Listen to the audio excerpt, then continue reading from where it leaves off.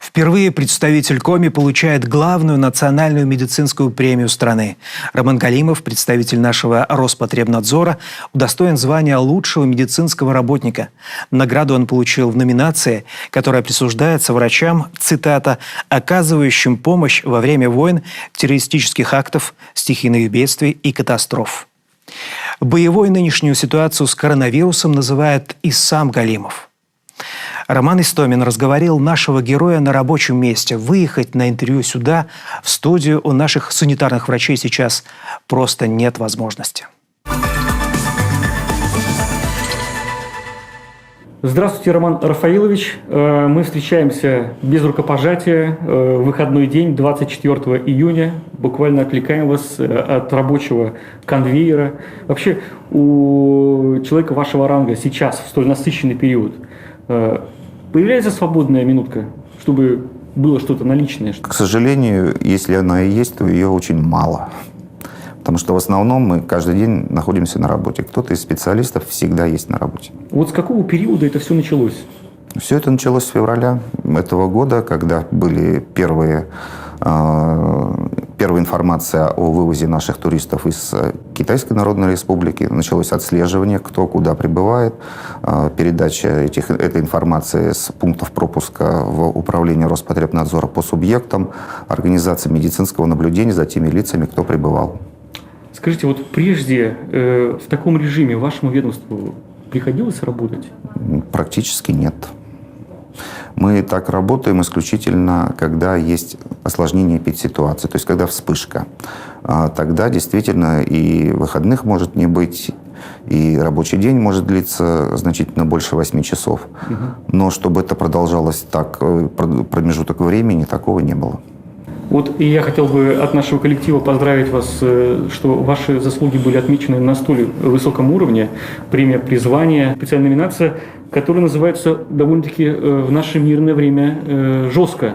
Врачам, оказывающим помощь во время войн, террористических актов, стихийных бедствий и катастроф. Это на самом деле так, и даже все врачи, особенно те, кто работает с ковид непосредственно, и говорят о прошлой, скажем так, жизни. Вот в мирное время у нас было так. Вот сегодня у нас действительно война, потому что не зависит от тебя. Хочешь, не хочешь, нужно идти на работу, нужно делать свое дело для того, чтобы одним нужно помогать конкретным людям, другим нужно организовывать мероприятия, чтобы заболело как можно меньше людей.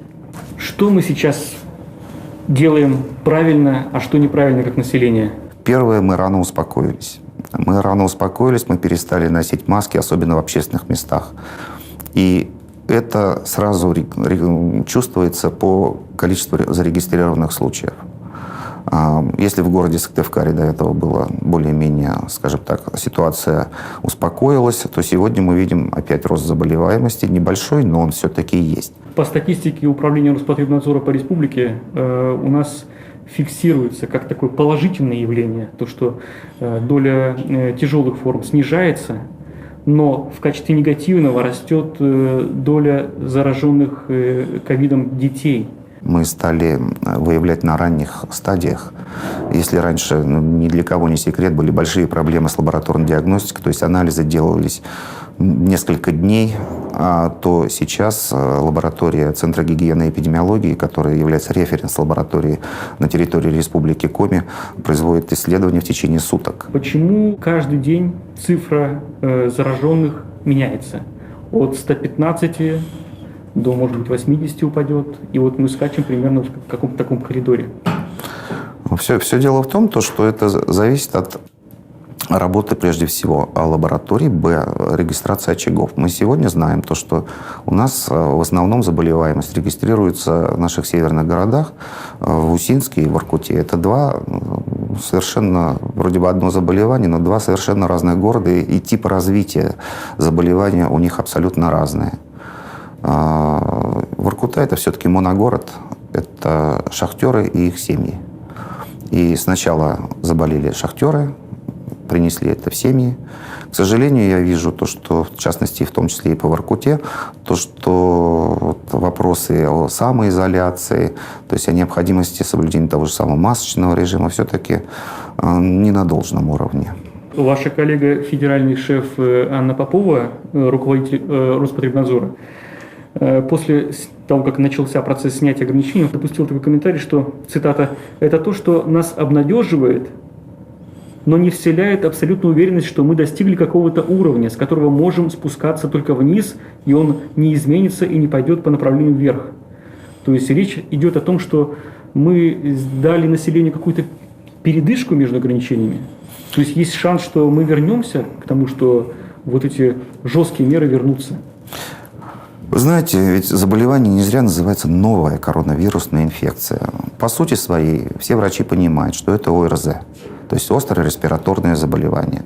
Вот, но ни одно ОРЗ не длится так долго, ни одно ОРЗ не имеет, вернее, все ОРЗ имеют какую-то сезонность, а здесь мы видим то, что по всему земному шару и одномоментно. Поэтому это новая коронавирусная инфекция. Соответственно, сегодня новая, она... значит, неизвестная? Практически да, потому что коронавирусы, обычно их существует там 4 вида, которые вызывают заболевания, они все учитываются, вызывают банальное ОРВИ, потому что это вирусы, то есть остро-респираторную вирусную инфекцию. Спасибо большое, Роман Рафаилович, что нашли для нас время в столь сложный период.